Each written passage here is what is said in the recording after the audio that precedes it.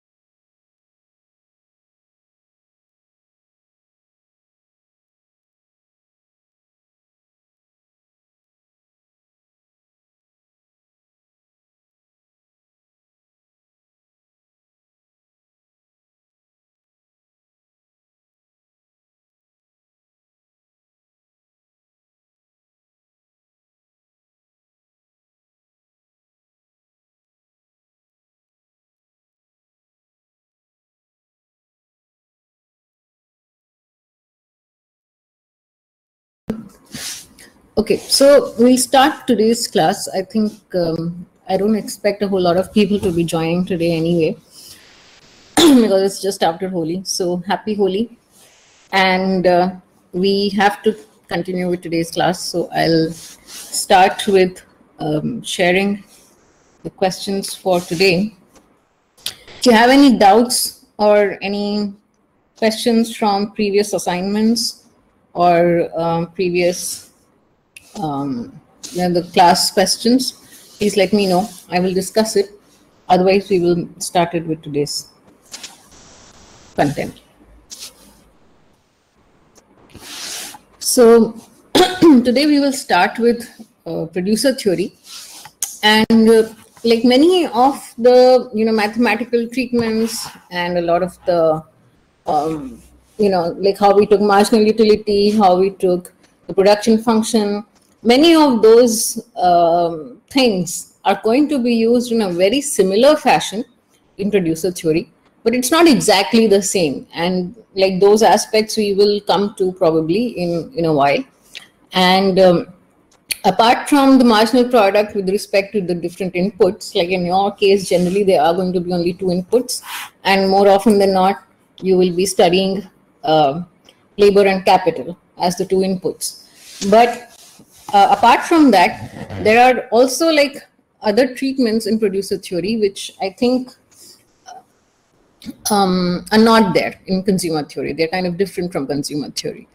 So we'll see something called economies of scale, or before we come to that, we see what is returns to scale and how you compute the returns to scale, whether it is constant, increasing, or decreasing. And we will also talk about how, which type of production functions include substitutes versus which type of production functions are like, combination of substitutes and complements, and which type of production function is a complement. So all of these things we will come to. And I think the cost part and profit maximization part is going to be next week, so I'm not covering that in this week. But apart from that, mostly short run and long run production we will do today. Okay, so if there's nothing which you want to ask, I will get started with it then.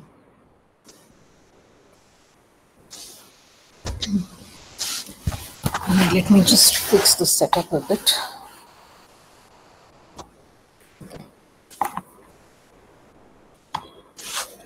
All right, so the first question is a basic conceptual question, that which of the following is not an axiom related to technology. So when we say technology, we are talking about the production technology. Each production function is characterized by a certain kind of a production technology. And there are certain axioms, I won't say assumptions, but more like axioms, which we impose on these production functions and the technology which is used. And I think there are two lectures which cover this part of production. Now the question is, which one of these do you think is not an axiom? If you want to try, you can answer. Okay, so let's go over it one by one. So the first one is no free lunch. This basically means that you cannot produce something out of nothing, out of thin air, because if that were possible, all of us would be big businessmen, right? It's not possible to produce something out of absolutely nothing. So that is what no free lunch means, and that is an axiom of production technology. The second is non-reversibility. This is also an axiom. Why? Because what we are saying is that the production process is not reversible. Like most, and that is true for actually most of the production processes, like, you cannot recover, you cannot just reverse every production aspect without any loss of anything. Like, yes, we're talking about circular economy these days, we're talking about recycling, remanufacturing, all of those things, but that is not the same thing as reversing. It's not, because there is some energy consumption, there is some resource consumption, there is some money involved, right? There is some capital, labor, all of those things required in production, even if you remanufacture, recycle, etc. So a lot of times people think that reversibility means recycling. No, it doesn't, because you're not reversing it, right? So non-reversibility is a very important axiom of production technology. So I'll leave completeness for now. Let's go to the fourth one, which is convexity. So convexity is an axiom of production technology, as we studied in the lecture classes. It means like if you're taking a combination of inputs and you already have some inputs, and you know that a certain bundle of inputs can give you certain output, another bundle can give you a certain output, and all of those are within the range of the production function, then the combination of inputs will also be a part of the production set, right? So all of these are actually axioms. The only one which is not an axiom of production technology is completeness, because completeness is not a requirement, because we're not, how do I explain this? Completeness is more of an axiom for user preferences, because when we talk about consumer theory, remember, we spent a fair bit of time on consumer preferences, right? Whereas in production technology, there's no such thing as preferences. We just have inputs and the output, right? So there's no question of preferences. The question of completeness arose when we were trying to map the preferences of a consumer, the representative consumer. Unless you can map the preferences, you cannot actually define a utility function, right? But in here, because inputs are like raw materials or labor or capital or something, all of those automatically have a certain, you know, cost or a certain, you can say, quantitative value associated with them. For example, like if you are hiring labor, there will be some wages you will be paying, that you will know how many laborers you're hiring, things like that. So 2 laborers, 4 laborers, 6 laborers, they're automatically cardinal numbers. You don't need to rank them. Whereas in consumer theory, we had just oranges and apples and peaches, right? So you had to define a relation between them. You had to define which is better and which is more preferable, because there's no inherent ranking there.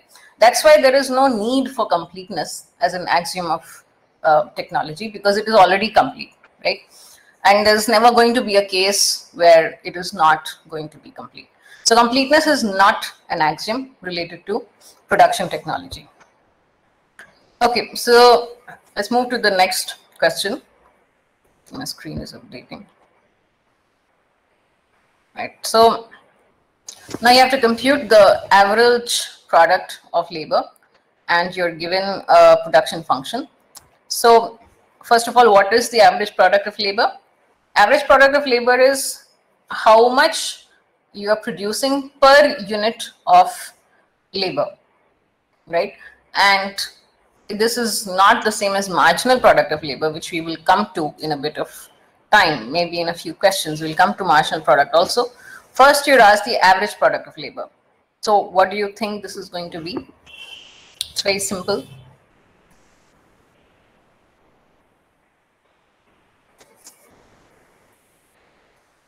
So average product of labor is, you don't even have to do any calculus. Write it here itself. Average product, 1 minute.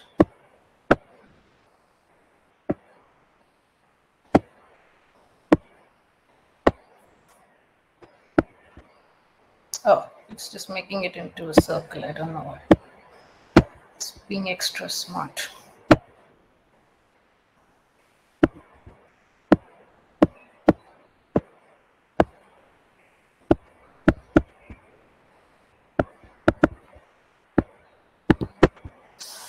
It's just Q by L, right? You just divide Q by L. So here it is what? 25 K to the power of 1 by 3, L to the power of 2 by 3. So this divided by L becomes 25 K to the power of 1 by 3, L to the power of minus 1 by 3. So that's your option 1. That's the answer. Okay. So next question is, what is a short-run marginal product of labor? Like, what is the definition? What are we really talking about when we talk about short-run marginal product of labor? Actually, let me share this. Okay.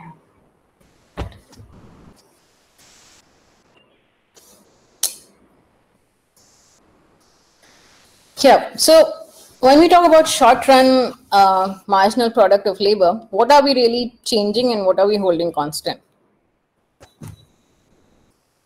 In the short run, we consider capital to be fixed, right?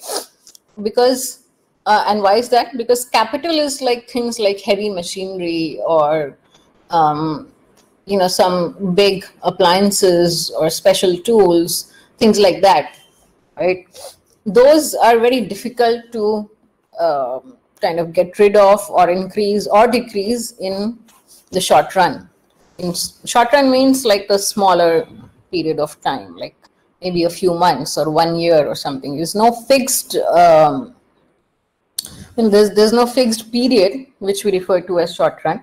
Short run itself can change based on how you have defined different parameters. So sometimes you take 5 years as short run, sometimes you take 6 months as short run. That varies. The question, if needed, if required, will usually tell you what they are referring to as short run. But whatever be the short run, we are considering it the amount of time in which we cannot vary capital. That by definition is what we are calling as short run. So if you think that you cannot say change the amount of capital in 6 months or 1 year or whatever, then that is the period we're referring to as short run. So anyway, the main point which I was making was that in any short run period, capital is going to be fixed, because that is only how short run is defined. So we are obviously changing the labor, only capital is fixed. So what exactly happens in that? Do you want to try?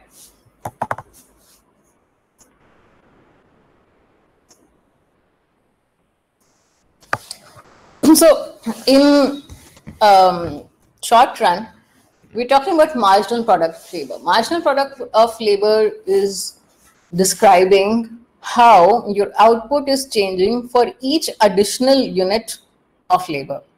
It's not talking about this is how average product of labor is different from marginal product of labor, because we're talking about 1 unit change in labor. You understand, definitions sound very similar between the two. That's why you have to be careful. It's a change in output per change or per unit change in labor holding capital fixed. So it's actually the first option. I'm not marking it here, but it's the first option basically. Let's go to the next question. This is an interesting question. And in this question, you're asked which equations represent a production function with perfectly substitutable inputs, which means that perfectly substitutable inputs are substitutable at any constant rate and not necessarily at a rate of 1:1, meaning you can substitute the inputs. It doesn't have to be 1:1. It doesn't have to be exactly equal. Even if it is 1:2, 2:1, 2:3, that's fine, but it needs to be substitutable. That's the question. That's what the question is asking. So I'll give you a few minutes to solve this, because you do have to think over this. There are 5 production functions given, and you tell me which ones are or are not, and then I will solve it.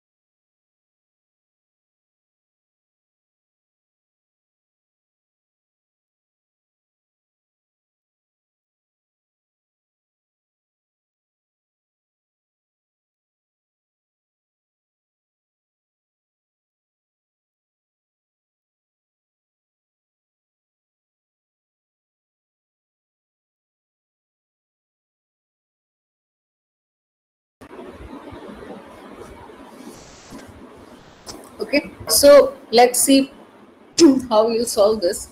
Now, in general, we know that perfectly substitutable inputs. Oh God, it's fine. Perfectly substitutable inputs are inputs like, instead of say one metal, you're using another metal in a some product, right? If you want to use steel, you're using brass. Or if you're, in this case, for example, you have been given capital and labor. So, for example, you are asked to say plow a field, right? In that, instead of getting a few laborers to do it, you can just as well use a machine to do it. Maybe it's like an automatic machine, like, so it's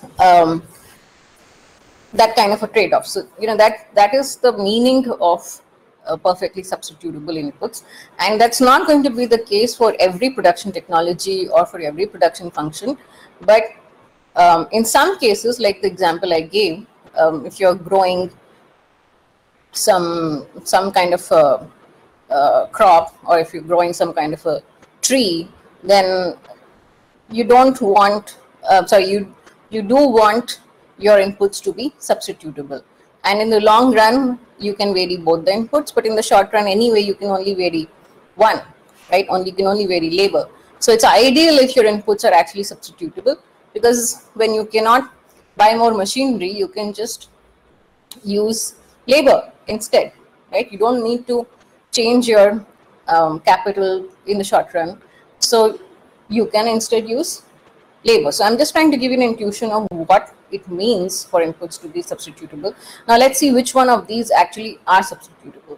So we saw in the previous few classes in like the consumer theory that the functions which are characterizing substitutes in consumer preferences are represented by a straight line, right? Let me draw that.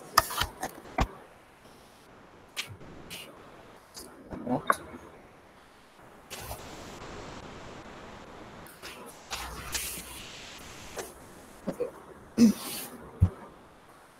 So in, I don't know which question this is. I think this is question 3. In consumer theory, we write something like, U is equal to AX plus BY. This represents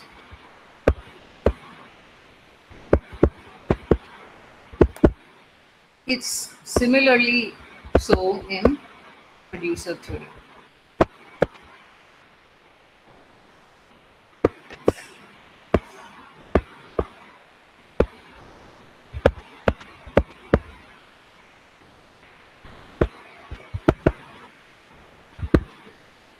Whenever you have two inputs, let's say for two inputs x1 and x2, the production function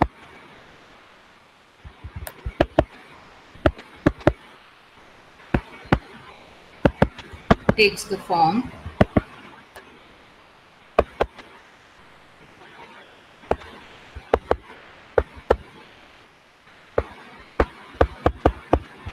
or not even x1, let's say the more general case.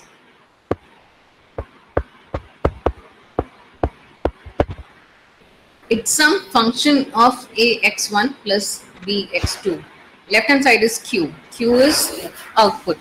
So output is a function of ax1 plus bx2, which means f can be any function. Okay, any function that satisfies the axioms.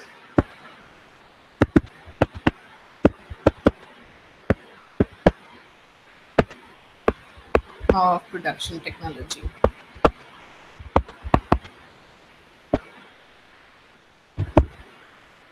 Not any function, but any function which satisfies, whatever axioms we have already listed, some function of that sort. So, for example, now q can be under root 2x1 plus x2, right? Similarly, q can be x1 plus 3x2 whole square. I'm not saying all these functions are the same. I'm just saying that all of these functions are representing a production technology, a production function, which uses substitutable goods. Now, in what ratio they are being substituted will be defined by something else, and we'll come to that something else, but they are actually substitutable. And one of the characteristics you can say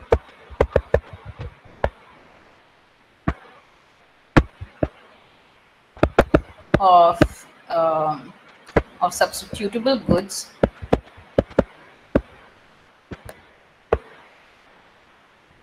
is that xi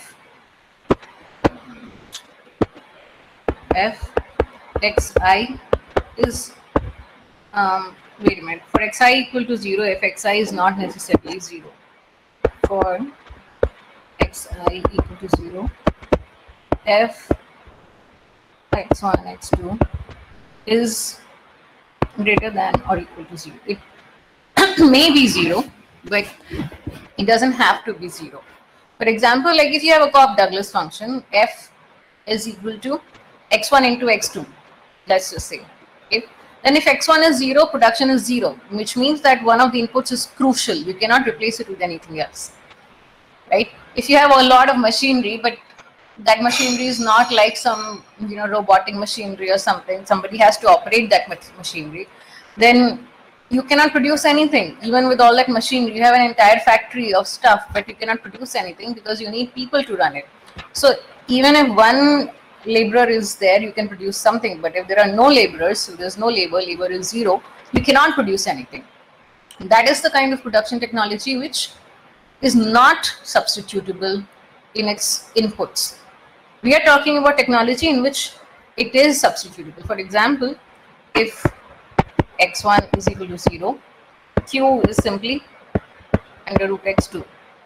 It's not 0. x2 is greater than 0. Right? Similarly, in the second function.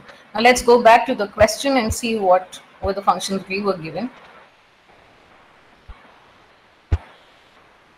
So the first one is minimum of k and l. So in this, you are anyways using only either one input at a time, or both the inputs are exactly equal and you can use either of them. So this is not a case of substitutes. This is a case of actually this is a different kind of Leontief technology. This is not a substitutable technology. In the second case, you are not this is like a function of root L plus root K. Let me write this.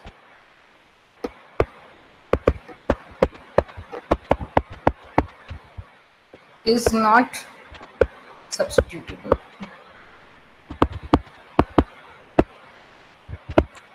Because it's not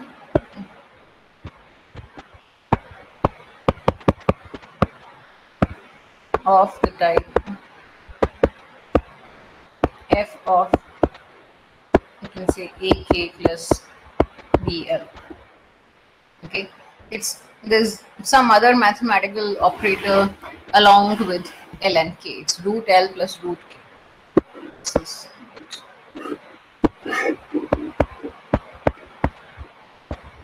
Okay, next is under root KL. This is a Cobb-Douglas function, so this is definitely not substitutable. Under root K plus L, we just saw that will be, because it's a function. Oops, sorry. This is not, this is not, this is not, this will be, and this will be substitutable because they are of the form AK plus BL, some function of AK plus BL. Okay, next we go to. Madam, what happens in substitutable functions? Sorry, what? What exactly happens in substitutable functions? I am confused over there.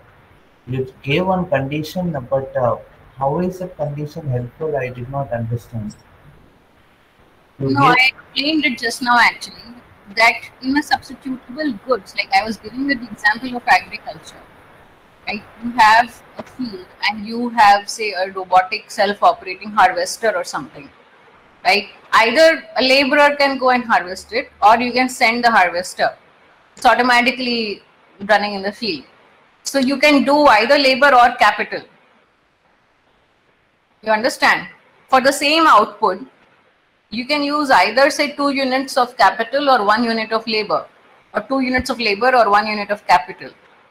So they are replaceable for or substitutable in that sense. But in something like a factory where you have really complex, complicated machines which cannot run on their own, doesn't matter how much capital you have unless you have laborers to run it. So in that case, labor and capital are not substitutable. You understand? Okay, madam. Yeah. So the mathematical formulation in which they appear is as a function of k plus L. That is just how mathematically it works out. Because that is the type of function in which there is a simple trade-off between one good and the other. Because, you know, in any other functional form, you will not get that kind of a simple trade-off between one good and the other. X1, X2, you can make it k and L, it's the same thing.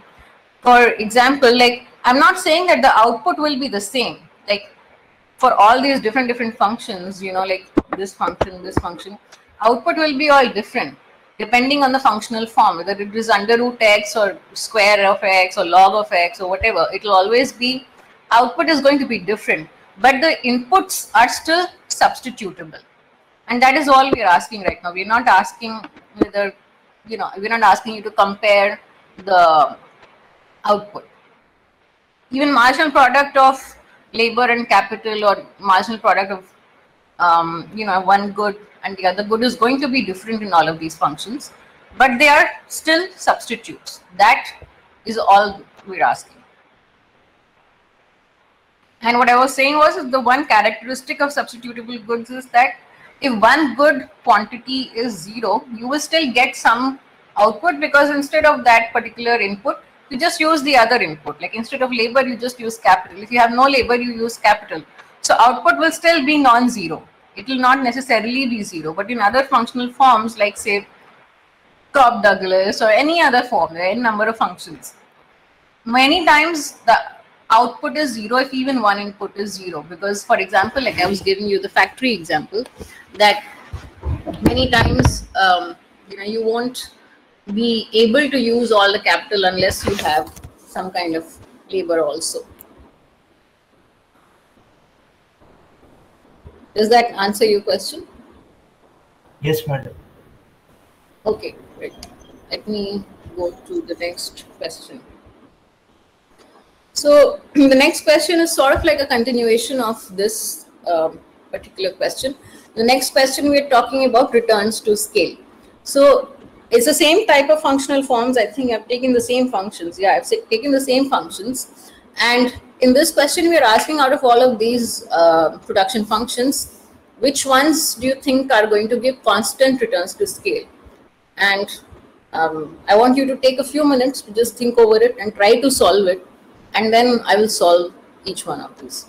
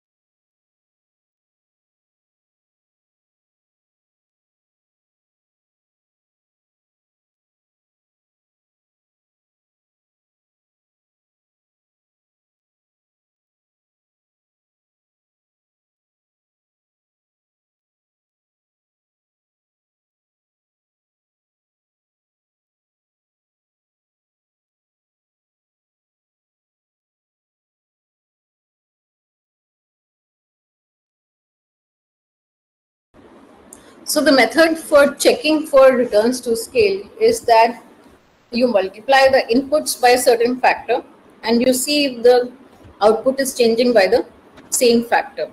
Let me open the question here, 1 minute.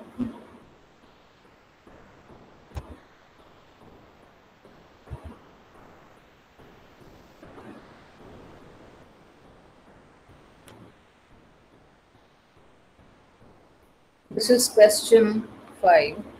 This was question 4 or 3, I don't know. Okay, I think this is question 5. All right, so the main thing we check for returns to scale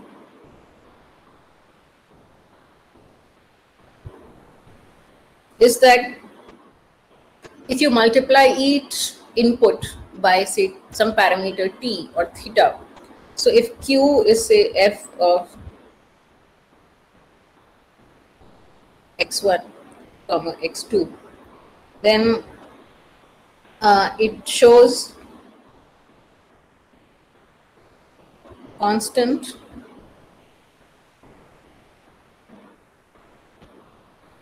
returns to scale if q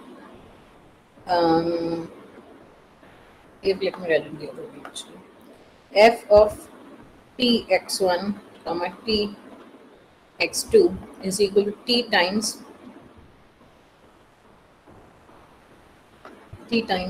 f of x1 comma x2. This is what constant returns to scale means. In simple non-mathematical terms, it just means that if you increase your input materials by a certain factor, then your output increases by the same factor. Or if you decrease the inputs by some factor, like if you reduce your inputs to half, you're using 2 inputs, you reduce both inputs to half, then your output is also decreasing by half. If that is happening in your case, then that means the production function is showing constant returns to scale.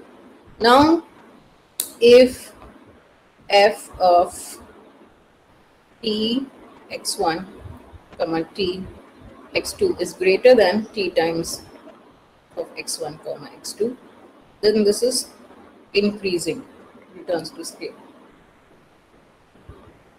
And similarly, if t times x1, t times x2 is less than, then this is decreasing. If it's equal, if you increase by half and output is also increasing by half, it's constant returns to scale. If you say multiply all factors of production by 2, you double the inputs, but you are getting, say, 4 times the output as than before, then it's increasing returns to scale. You're increasing the inputs by a certain quantity, but the output is increasing much more than that much. And it's showing decreasing returns to scale if you, say, increase inputs by a factor of 2, like you make 2 times inputs, 2 of x1, 2 of x2, but your output is not 2 of x1 and x2, it's maybe 1.2 or 1.5 or something, right? So that is decreasing returns to scale. This is the basic definition of determining the returns to scale, whether it is increasing or decreasing or constant. Now, let's look at all the functional forms, all the functions we were given. Let me open it here. So the first is Q is equal to minimum of K comma L. Now, in this, whichever this basically means Q is equal to K if K is less than L and is equal to L if K is greater than L. You can write it like this. There's no other factor, so I've just put it like this. It could be something like A times here, so AK, AL, could be something like this, okay? So in this case, now you multiply that. All you have to do is multiply the function and see whether you're getting output. So let's say Q naught is equal to AK is equal to AL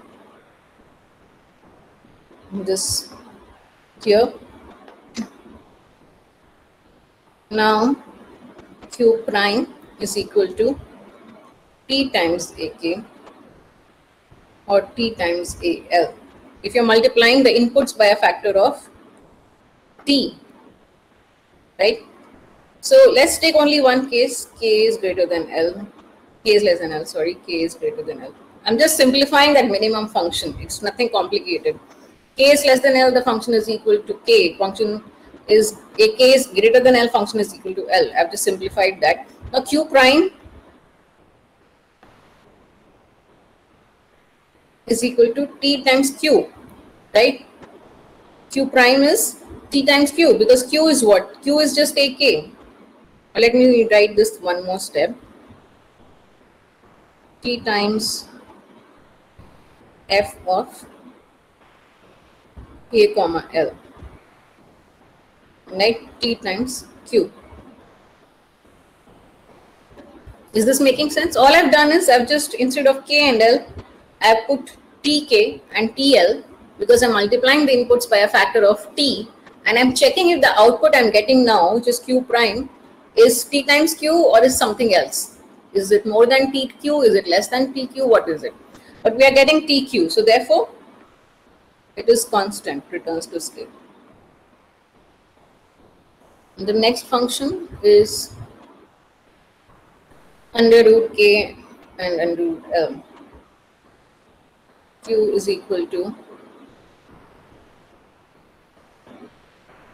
so TQ, or let me not write this, let me write this.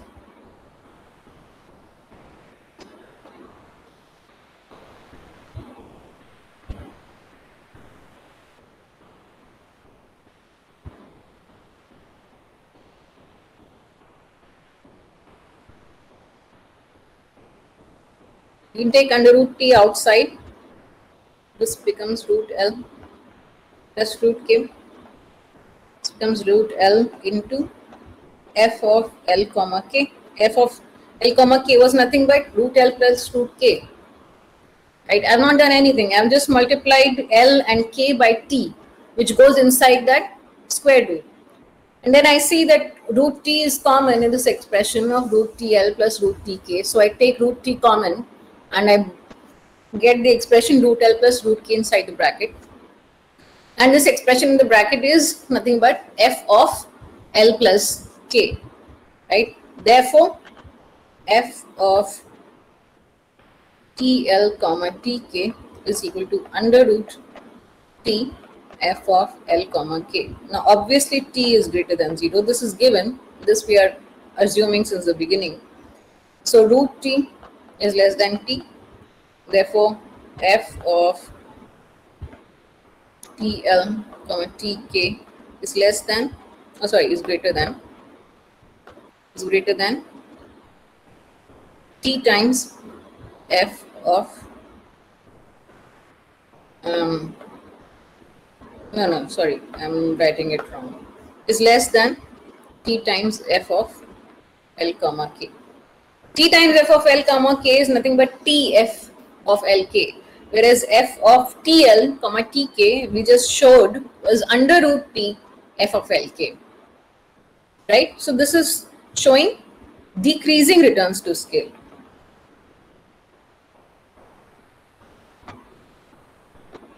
See, this was a condition which we arrived at. If F of Tx1 and Tx2 is less than T times F of x1, x2, that is decreasing returns to scale. And that is the result which we just arrived at. Let's go to the next expression. Q is equal to under root KL. Okay, so let's say this is F of KL. Now F of TK comma TL is equal to under root TK into TL, right? Under root T square KL. Now we can take this T square outside. This becomes T times under root KL. Now under root KL we know was F of KL. So this is T times F of KL. Therefore, we already got this relation here. F of Tk comma TL is equal to T times F of KL. Therefore, this is constant returns to scale, right? Now let's go to the next question. Next part. So this Q is equal to 4K plus L. We call this F of K comma L. We do the same thing. F of Tk comma TL is equal to 4 times Tk plus TL. We can take T in common outside here. T times, we get the same thing back, which means it is T times F of K comma L.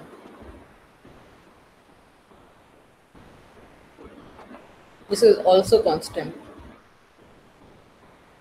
turns to scale. And one more expression. There's only one difference here. There's 1 4 extra over here. So as you can probably see, that's not going to make too much of a difference.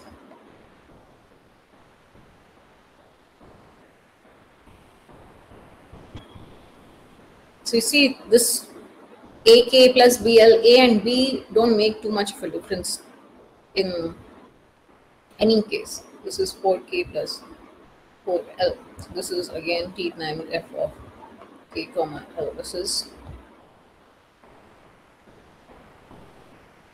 is also constant.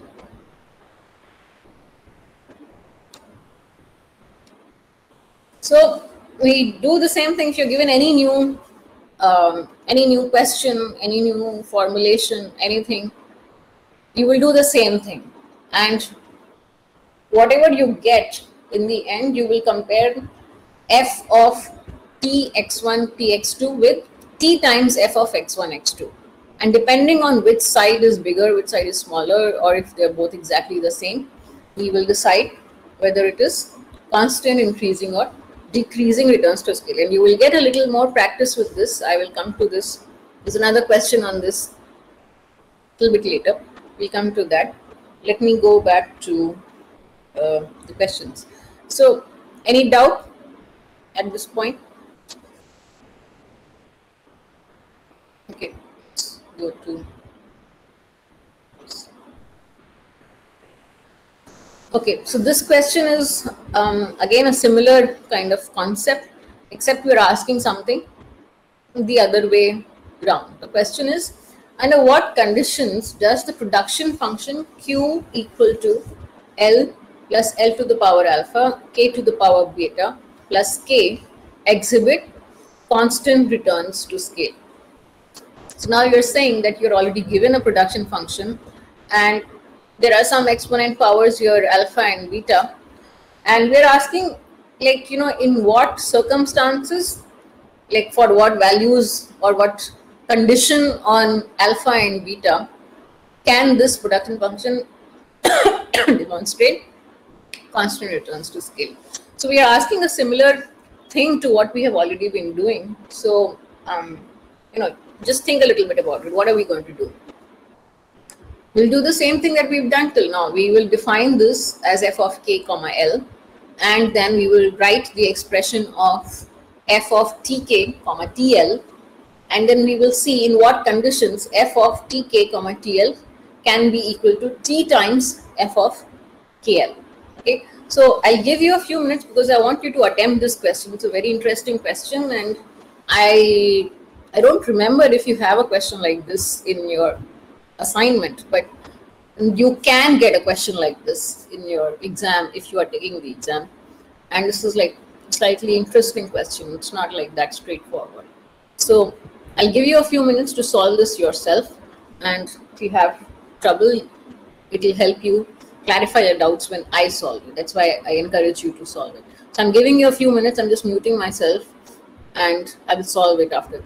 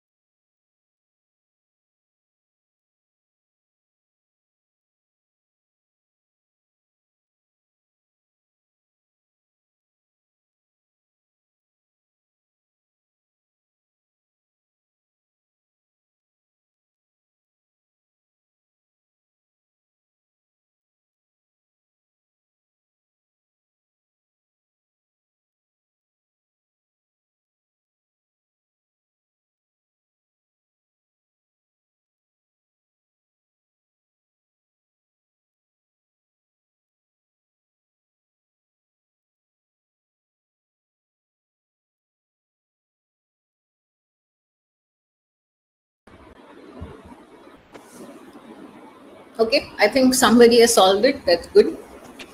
I think, let's see what you're saying.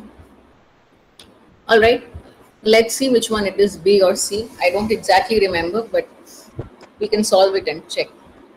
So let's solve this. Open the question.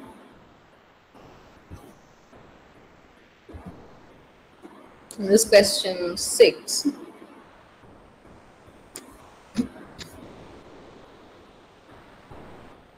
Yeah, so let's write down the expression. Expression given is L plus L to the power alpha, K to the power beta plus K. Beta. Okay, this we are writing this as F of K comma L. Okay, now let's write F of Tk comma Tl is equal to Tl plus Tl to the power alpha, Tk to the power beta plus Tk. Right, we can write this as Tl plus T to the power of alpha plus beta into L to the power alpha, K to the power beta plus Tk.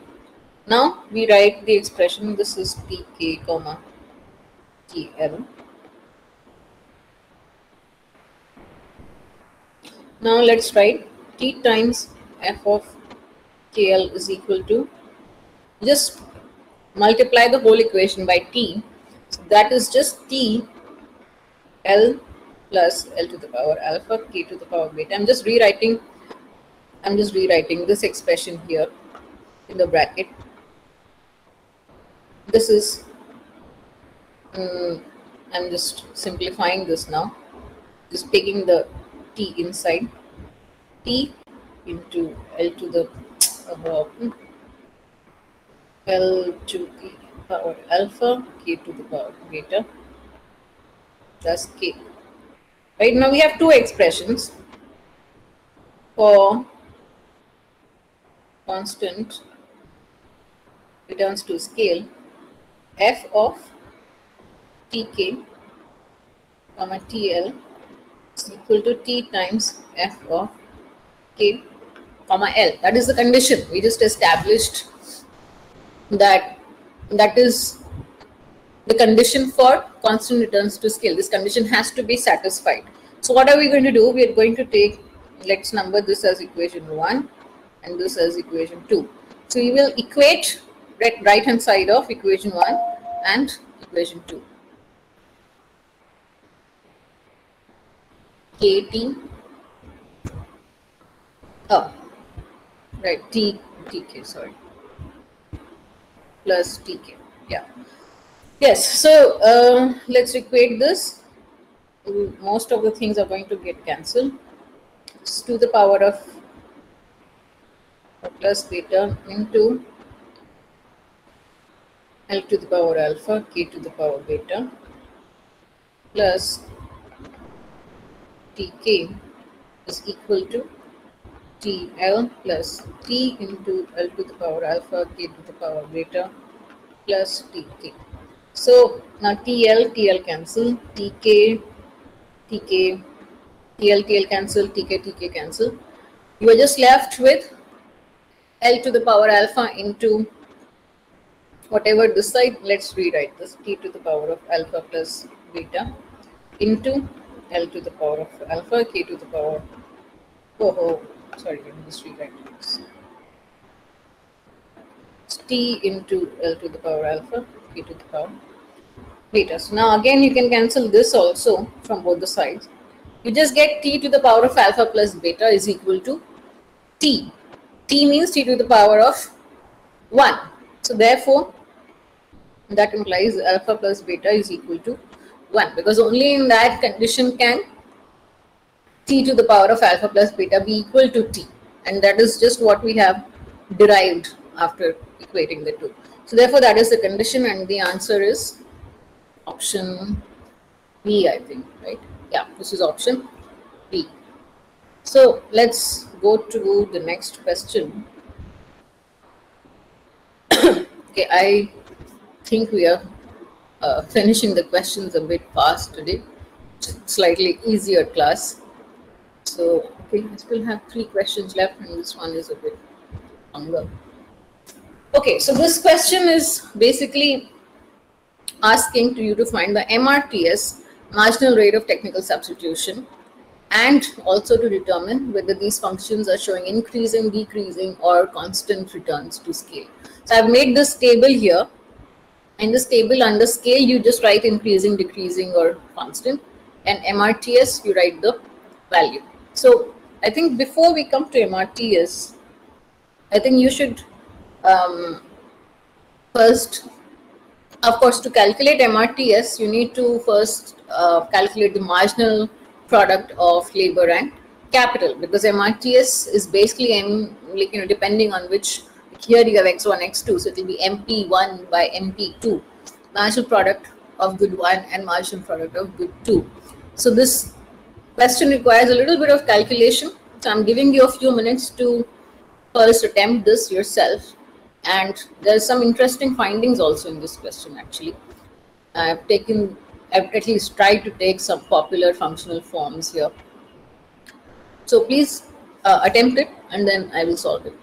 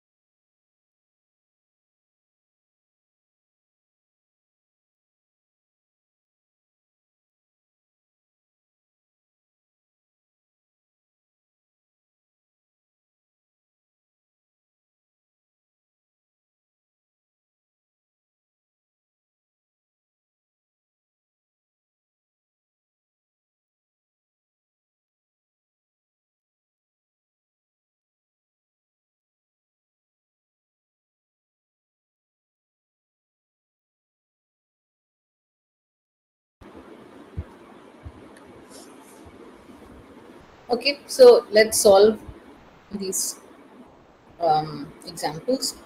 This is question 7, and this question is taken from Varian, the workbook, not the textbook. And there are some extra examples also in Varian. I think maybe I'll discuss some of those also. So let's first go just checking returns of scale. Returns to scale, sorry. F of x1 comma x2 is equal to root x1 plus 2 x2. What do we do? F of t times x1 comma t times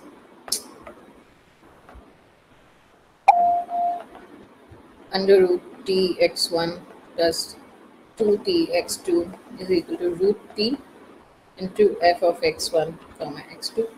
So therefore this is decreasing returns to scale. I'm just writing it in short here. I think it should be,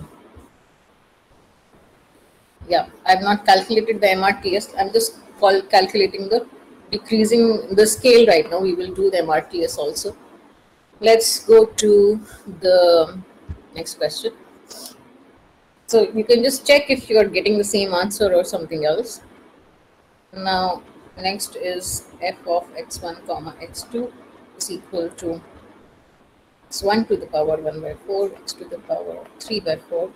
So f of tx1, tx2 is equal to tx1 to the power of 1 by 4, tx2 to the power of 3 by 4. So you take t and t from both the brackets, you get t to the power of 1 by 4 plus t to the power of 3 by 4 plus, as in, okay, let me write this here, 2t to the power 1 by 4 into t to the power of 3 by 4 into x1.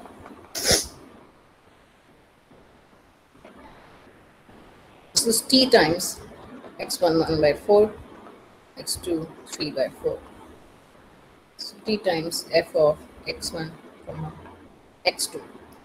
Therefore, this is constant returns to scale. The next function is, so I'm just giving you these questions so you get a lot of practice of computing things like these, because it's quite common to get these kind of questions in your assignments, in your exams.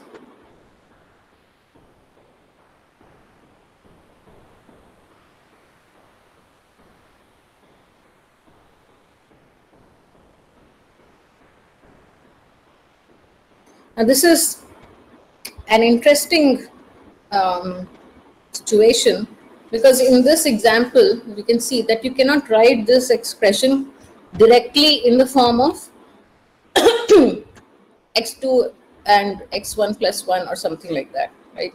So let's see what we can do. This is, yeah, you cannot simplify this in the direct way. Let me open the question.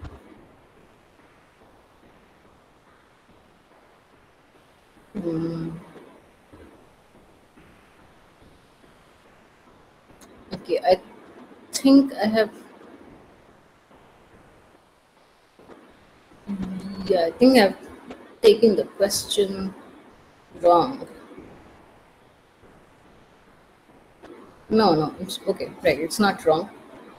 But basically what you see is your t is greater than 0 in all of these cases. Let me put it at the top actually. T is greater than 0. Okay, so we say, suppose we take root t outside from here, root t into under root x2 into tx1 plus 1. Even though we have taken t outside, and what we have inside is x2 into tx1 plus 1. It is not even x1 plus 1. So So because we are taking x1, t is greater than 0, and let's make one more assumption here. Say t is greater than 1. Okay, assume t is greater than 1. Then f of tx1 comma tx2 is equal to under root t. I'm just rewriting this. There's nothing new I'm doing here. Now this expression is going to be greater than x2 into x1 plus 1 because t is greater than 1, right? So let's put it this way. This is greater than this, or let me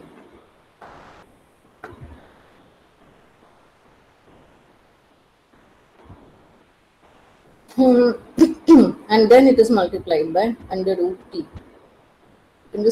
I think it will be decreasing returns to scale, but I'm not able to get the exact expression.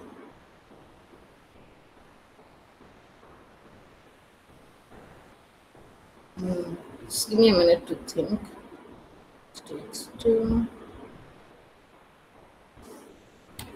Okay, let's remove this for now. We can say this is root t under root x2 x1 plus 1 by t into t. If we divide the inside by t, so you get t into x2 x1 plus 1 by t. You put it like this also, it's the same thing. Now we know that this expression is going to be lesser than, or let me write it properly. RHS is less than t times under root x2 x1 plus 1, because we have taken t as greater than 1. So 1 by t is definitely a smaller quantity, and hence x1 plus 1 by t is going to be less than x1 plus 1, and therefore this whole expression is going to be lesser than t times x2 x1 plus 1, which was basically our f of x2 comma x1. Therefore, what we can say, even though you have taken t outside as common, you can say that f of tx1 comma tx2 is so is letter, right? So this is greater than no, this is f of tx1 tx2. This is lesser than t times f of x1 comma x2. If you want me to write it in a simpler fashion, we can do it like this. Yes, somebody is saying something. We'll come to the condition of t less than 1 also. I will examine that. I'm just taking the condition of t greater than 1 because let's first do it one by one. Unless you impose some conditions on it, you cannot derive this lesser than and greater than kind of conditions. So in this situation, let me write this part here. This is f of tx1. This expression which we calculated here, this is f of tx1, tx2, and what we wanted to compare was, this is what, t times under root x2, x1 plus 1. So under this condition, this is showing decreasing. Now if we take t between 1 and 0, which means if you're reducing the inputs, right? That's what it means, that you are lessening the inputs. Then in this case, x2, x1 plus 1 by t is greater than x1 plus 1 because t is less than 1. So 1 by t is greater than 1, which means this whole expression is greater than t times x1 plus x2. Therefore, if t, let me write this way, if t is between 0 and 1, then the sign flips. F of tx1 tx2 is greater than t times f of x1 comma x2, therefore it's going to show increasing. At least as per me, that should be the answer. I don't know if that is the answer given in the book. Let me check. Yes, in the book they have not mentioned anything about the factor. One second. So the question, exact question in the book says, for each production function in the table, put an I, C, or T in the first column if the production function has increasing, constant, or decreasing returns to scale. Put an I, C, or T in the second. Okay, I'm not asked you marginal product. Okay, all right. So there's no other condition in the original question, so I haven't actually changed anything. So depending on whether you're increasing or decreasing the inputs, you are seeing a different behavior. It is either going to be increasing or decreasing depending on value of t. Okay, the answer given in the book is just decreasing, or at least that is one of the solutions that I found on the internet of the book. But I think this is the correct answer because there's no other direct way to compare. Okay, so let's go to the next question. This is x1 to the power of 1 by 3, x to the power of 1 by 3, the whole thing to the power of 3, right? Okay. So we do the same thing. We write the expression for f of tx1, comma tx2 is equal to tx1 plus tx2 power of 3. Instead of x1, x2, I've just put tx1 and tx2. Now we can take t to the power of 1 by 3 in common. x1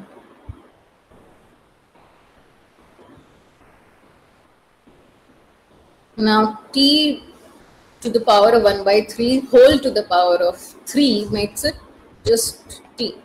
There's no other exponent. So this just becomes 6 to the power 1 by 3.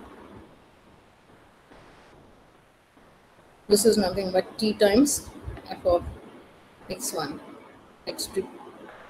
And therefore, you have constant turns to scale. This is a very straightforward question, and this is an example of, I think, a CES function, constant elasticity of substitution. I think it's an example of that, a special case of that, actually. Let's go to the next question. Okay, so there aren't more questions in my slides, but I think I will take one more question, which is not in the slides. So it's an interesting one. So let's take one more question, especially since we do have some time. F of x1, x2 is equal to x1 plus under root x2. Okay, 1 is an exponent, so we do the same thing here. This will answer the question of also why earlier we made some claims about this expressions. This is tx1 plus under root tx2. So only you can take t common. This is again like a similar type of thing to what we were doing earlier. Remember, in the earlier question we were doing a similar case, except that the whole thing was under root. It was x2 into x2 plus 1. This is a similar type of a situation where one is left with this under root t and the other is not. Or we can also do it like this, t times x1 plus x2 by t under root. Okay, this is the same thing again. We do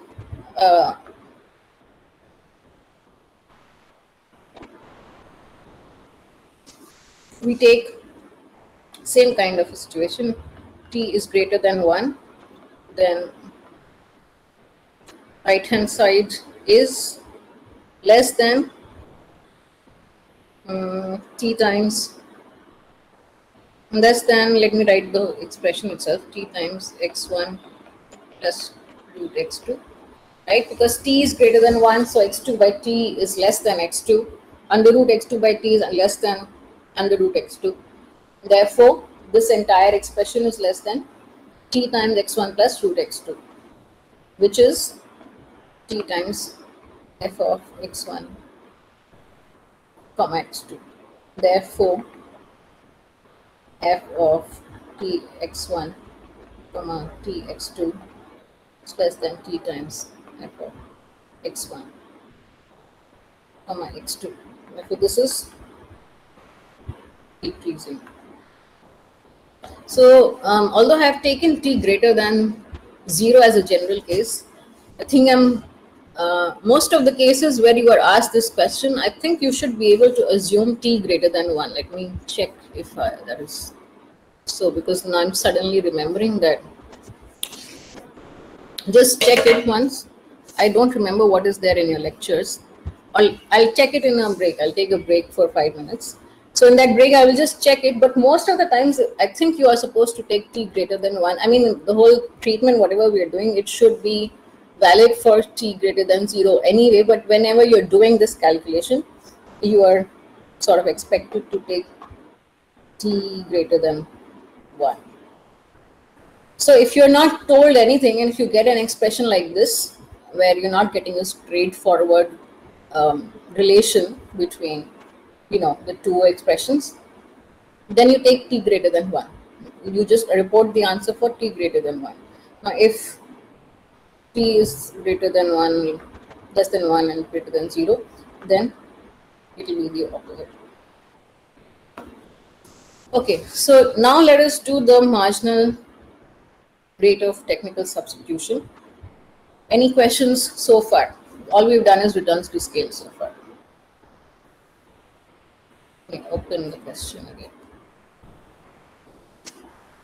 Similarly, like how we are calculating returns to scale for, for the production function, you can do the same thing for marginal product of labor and capital also. Okay, that is the question in the original variant book. I have not included it because I don't think it is there in your lectures. So I didn't include that part, but just for your knowledge, you can do the same thing. You can check. Basically, what you can do is you can check if there are like two inputs, like each marginal product, marginal product with respect to good 1 and good 2. Sometimes both may be showing the same kind of behavior, where both are showing increasing returns to scale. Sometimes both are showing decreasing or constant. But sometimes the behavior can be opposite, right? Like, for example, like one input may be showing increasing and the other may be showing decreasing. So the net effect may be one or the other, but knowing which input is showing increasing or decreasing returns to scale can actually help you make slightly better decisions in terms of varying the inputs. Like sometimes when you have to check which input you should be varying, knowing how the marginal product is varying in terms of scale can help you arrive at those decisions. But since you guys are not really focusing on that part, I've not included it, but I wanted to mention it in passing. Okay, so now we are calculating MRTS. This is just a lot of calculus. So MTS is marginal product 1, marginal product 2. In general, if instead of 1 and 2 you have labor and capital, you can put that. But here we are taking this as x1 and x2, or good 1 and good 2. So I'm just writing it in terms of MP1 and MP2. Okay. Let's go back to same question, same expressions I mean. So first is f of x1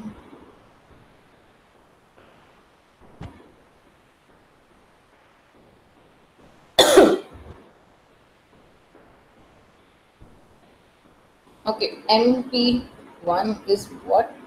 Del Q or del F, you can say by del X1. Then better it would be del F by del X1. So we differentiate with respect to X1. This is 1 by 2 root 1 by X2. Okay. Similarly, MP2 del Q by del X2. This is 1 by 2 into 2 root x1 plus 2x2. This gets cancelled. Therefore,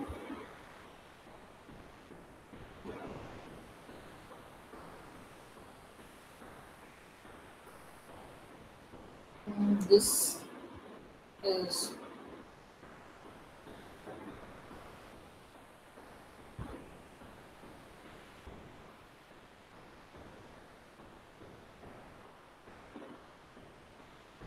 now this, when this get cancelled, you get value half. Okay, this, I think this is not asked in the original question, so you won't get the answer for this, but this is what I get as the answer. Why not MP2 by MP1? Okay, I think this is how it is defined, MP1 by MP2. 1 minute, let me check, maybe I have made a mistake.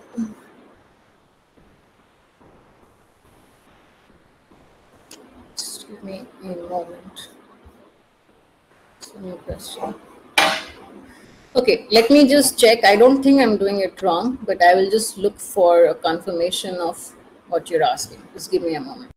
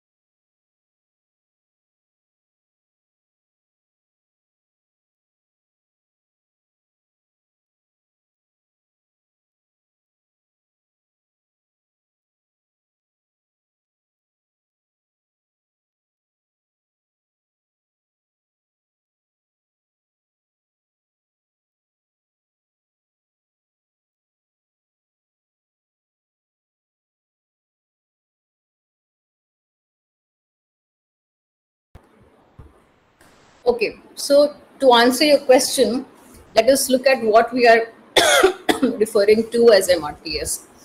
Right now, if you remember, in consumer theory, we drew something like indifference curves, right? In producer theory, we do something similar. What we did in consumer theory, something which is like an equivalent of that. So in indifference curves, what we drew was curves with same level of utility, like combinations of x1 and x2, which give you same level of utility, different bundles. That is an indifference curve. So we do something equivalent of that. Now I'm not drawing the curve for this function, just a general function. Let's say I draw something like this. Now in this, you can say q is equal to k1, q is equal to k2, q is equal to k3. Now these curves are parallels. I'm not parallel like mathematically parallel, but metaphorically they are the parallel equivalent of indifference curves, which are called isoquants. So when you hold production constant, like here I've said q is equal to k1. So if, for example, q is f of x1 comma x2 is say x1 x2. Okay, say suppose this is, or a times x1 x2. This is your production function. Now, if you hold this production function constant and give it some value, say k1 is equal to a times x1 x2, or you can say x1, x2 is equal to k by a, k1 by a. That is, it's like a hyperbola here, right? So this curve is an isoquant. That's what they're called, isoquants. And just like we had something like MRS and other, we had other values also, and you had marginal utility of good 1 with respect to marginal utility of good 2, but all those, like all those partial derivatives, all that aside, basically what we were referring to was slope of the indifference curve, how much you're substituting or replacing one for the other. For instance, a very flat curve means you're like, even huge changes in good x1 is not changing the production much. Like if I draw a curve like this, then in this part, you can change good x1 a lot, but production is not changing much. Whereas in this part, you can change good x1 very little and the production is changing very rapidly. That is what we're talking about, what we are referring to as marginal product of labor. And similarly, you can obviously do the same thing with the other good. You can take this part. Y has changed a lot, but production has not changed much, right? You understand, I'm talking about isoquant. So for this, or let me not talk in terms of production, let me just talk in terms of substitution only. I think that way it's easier to understand. So when you're changing, this is, let me write the labels. This is say del x1 and this is del x2, del x1, again del x1 prime, let's say. These are two changes in x1. For change in x1, how much you're changing a y, we don't have y, how much you're changing x2 to remain at the same production level. So here, even if you're changing x1 by a small amount, you have to change x2 by a huge amount to stay at the same production level, because these are isoquants. And here, even if you change x1 by a huge amount, you don't have to change x2 too much to remain at the same production level. So this trade-off between how much some change in x1 requires you to change x2 to remain at the same production level, that is marginal rate of technical substitution. We call it technical substitution because it depends on the technology of production. Depending on your production function and the technology you are using, this rate of trade-off or substituting or interchange between the two input goods will change. And that is what we are computing here in MRTS. So MRTS is nothing but this slope of this curve. So depending on what point we are at the curve, this may be changing or it may remain the same. If it's a straight line, it's not a straight line in our case, so it's going to be changing.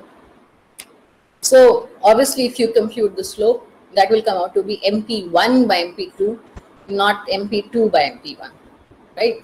And if you swap which is good 1 and good 2, you can obviously change the thing, but if you just keep the notation constant throughout, then it's going to come out as MP1 and MP2. MP1 is nothing but del Q by del X1, MP2 is del Q by del X2.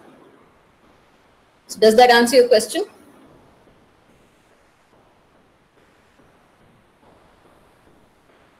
I hope that answers your question, because you asked me why it will be MP1 by MP2 and not MP2 by MP1. That is because they are not just randomly selected. We are actually measuring something very important in the whole process of production. Just wanted to double check it before I answer you. Okay, so moving on. The first question was, first expression was under root x1 plus 2x2, and we got MRTS as half. Let's go to the next. Let me open the question. Right, so this is f of x1 is equal to q is equal to Now use again MP1, MP2, MP1 is equal to del Q by del X1, which is 1 by 4.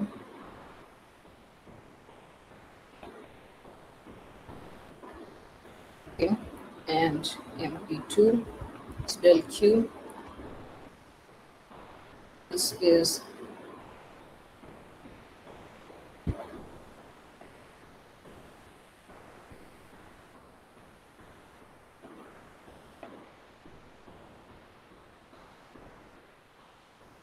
okay. Let's write the expression for MRT as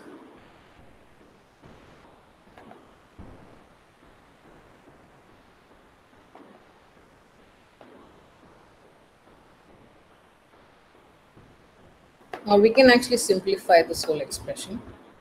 Just write x1, not x1, sorry, x. I'm just combining the two so we can do the calculations more easily. Let me write this also.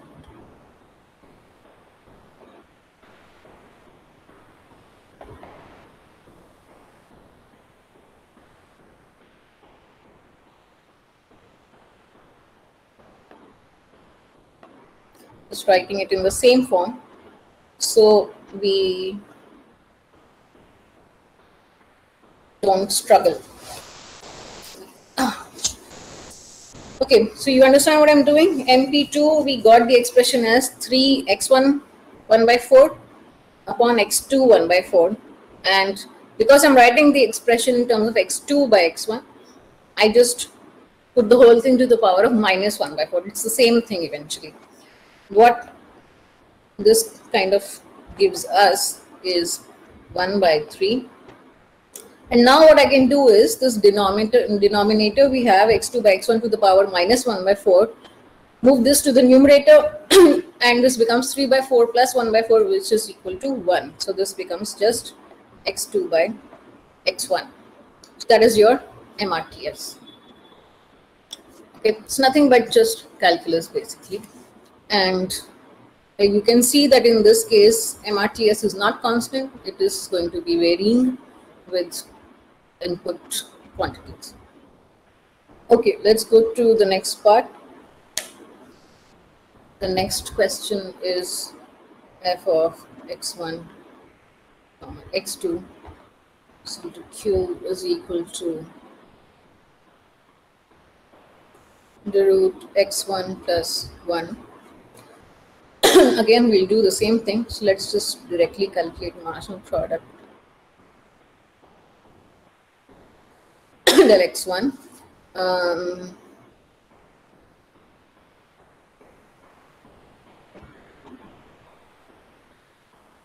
You can also write this. Let me simplify this expression into root x2 to under root x1 plus 1. So same thing. And we've just split the two expressions because they are in multiplication. So now we are taking the derivative with respect to x1. So x2 remains as is, and we get 2 root x2 plus 1. For MP2, right, okay. For MP2, we get root x1 plus 1 upon 2 root x2. So MRTS is MP1 by MP2. And again, let's write these expressions.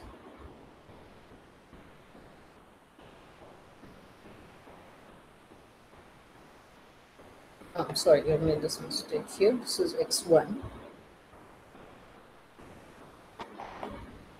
upon, and you get half. If you want, you can write it like this. And the root is nothing but half. And I'm writing this MP2 expression again in the same way, so it's easy for us to combine it. This is minus half. You see, x2 is in denominator, root x2 is in denominator, root x1 plus 1 is in the numerator. I've just flipped it and made it minus half so that we get the same expression in the numerator and denominator. Now you cancel this half half. The whole thing minus half plus half becomes 1. You just get x2 upon x1 plus 1.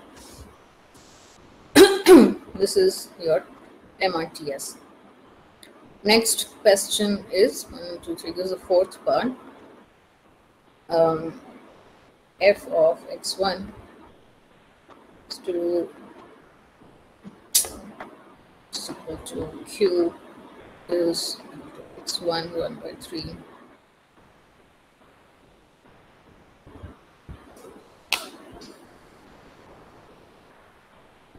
Okay. We'll do. How much time do we have there? Okay. Okay, this is a bit complicated.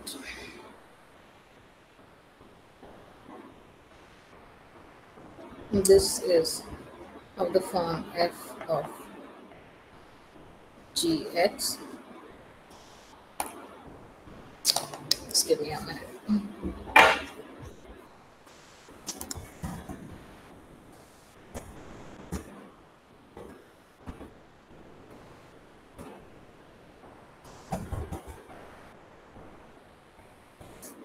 Okay, so we will take this as, like, let me just write the expression for f of gx. So say del by del x of f of gx. This is nothing but f prime gx into g prime x. Right. Now in this we define what is g and what is f. Same, fx x1 1 by 3 plus x2 1 by 3. Gx is equal to x cube. Okay, that's what the expression is. So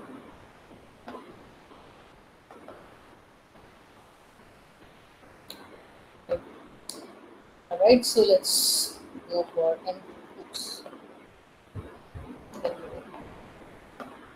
MP1. First we will do f prime gx.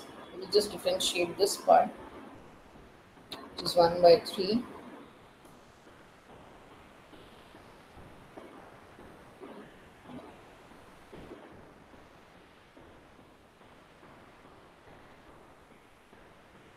By 3.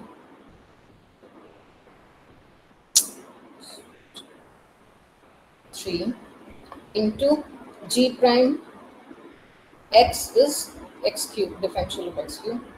3 into this whole expression x square. So 1 by 3. Okay, this is what comes down to. 3 and 3 will cancel eventually.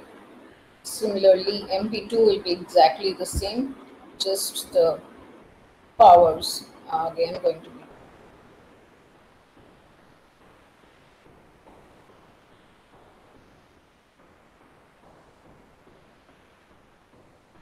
So you see, in the end,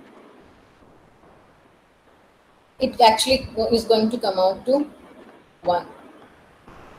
That is actually the interesting and fun part of this expression. That's why it's called constant elasticity of substitution, because in this case you get MRTS as equal to 1. And if you are using this kind of a function for utility, then you get MRS as equal to 1. I mean, I showed the whole differential here so that you don't get confused about how we arrive at this answer. I'm just explaining the differential. You take this expression as f of gx, right, where fx is x1 to the power 1 by 3, x2 to the power 1 by 3, gx is x cube, because the whole expression is to the power 3. Then we take marginal products and we divide, and we see we get the exact same expression after differentiating, so you get 1. Okay, so this is I think this completes the question. Okay, any questions so far? Okay, let's go to the next question. This is actually more of a conceptual question. Okay, the screen is not updating. Right, so you're given, this is also a question from Radian. You're given x1 and x2, which are being used in fixed proportions, and f of x1, x2 is Leontief. This expression, this functional form is called Leontief, where it is minimum of x1 and x2. Okay, so now they're asking you that, say, suppose x1 is less than x2. Then what is marginal product 1 and what is marginal product with respect to good 2? So what is it going to be? Let me write it down.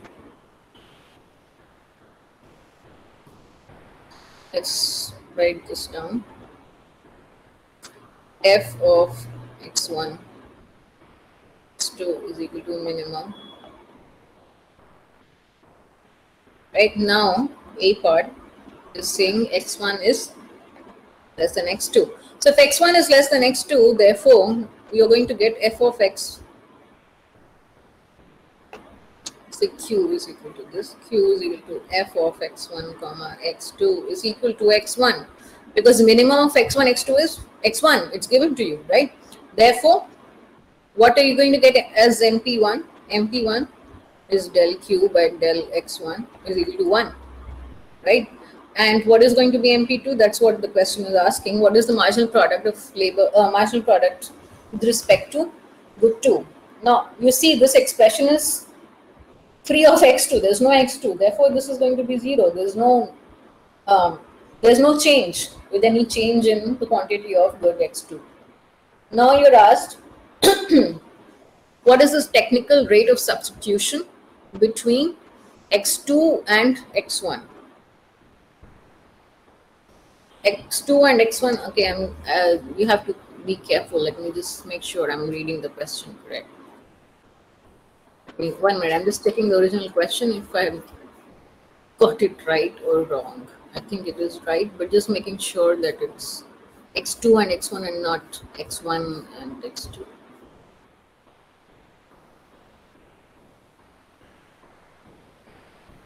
Right. Yes, it is x2 and x1.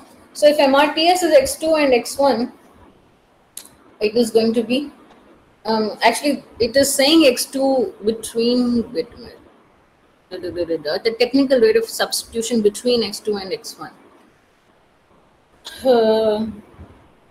It's saying x2 and x1, but I think what they mean is still MP1 by MP2.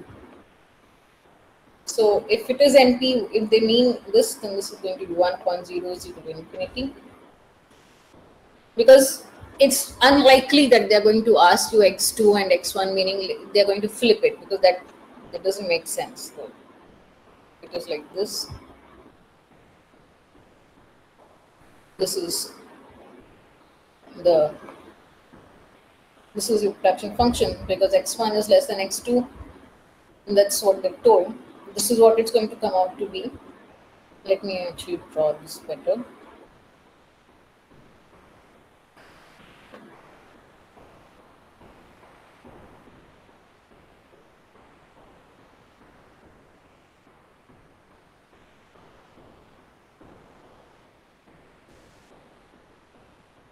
This is something like it.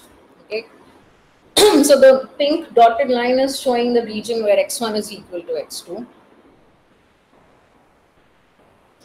And let me shade the area. So this region, x1 is less than x2, and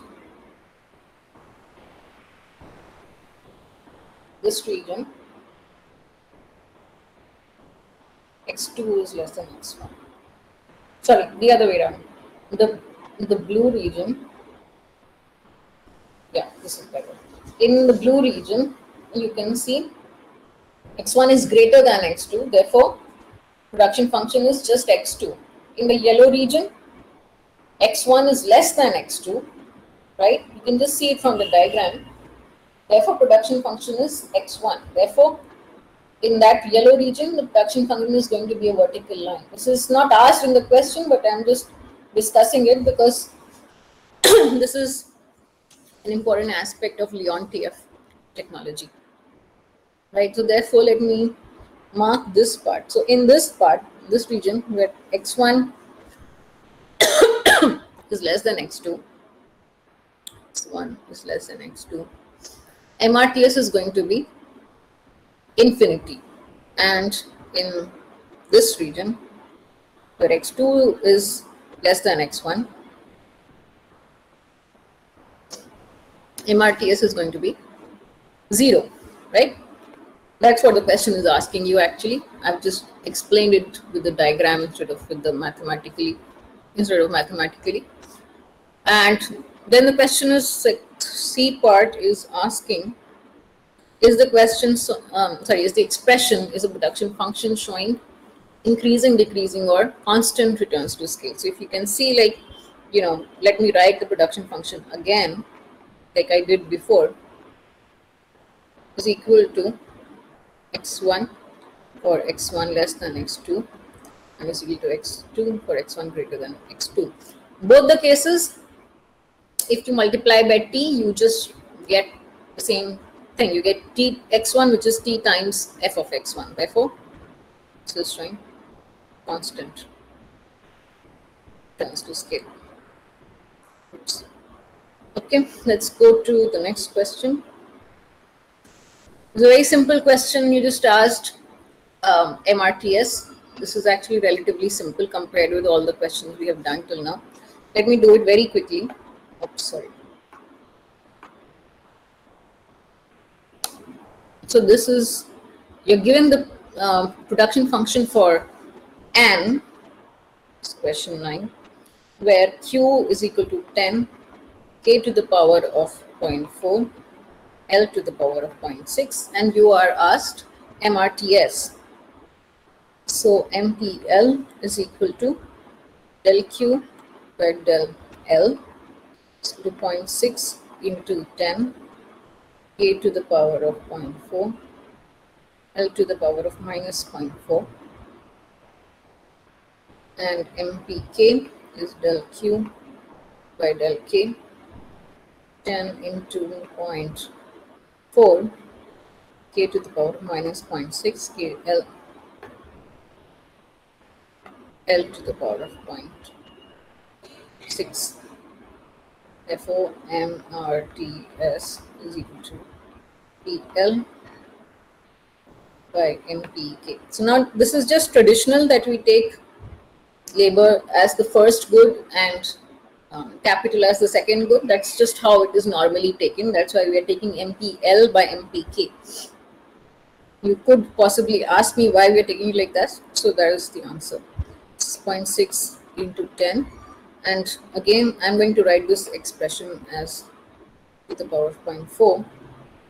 This is 0.4 into 10, and I am going to write this as K by L.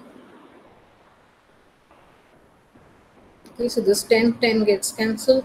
6 by 4 is 3 by 2, and you add the powers, it becomes K by L. This is 3 by 2 is what? 1.5, and this becomes 1.5 K by L. Any problem? Okay, I'm guessing not. So this is pretty much it. If you have any doubts, you can always put on the discussion forum. But from tomorrow, I mean not tomorrow, next week, we will discuss more interesting things where we'll talk about the cost function and how do you derive the cost function, how do you do profit maximization, and we will talk about short run and long run costs and profit maximization under constraints of cost.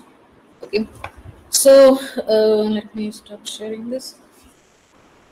I will upload the lectures and everything as usual, and hope you have a good weekend. So see you again next weekend. Thank you.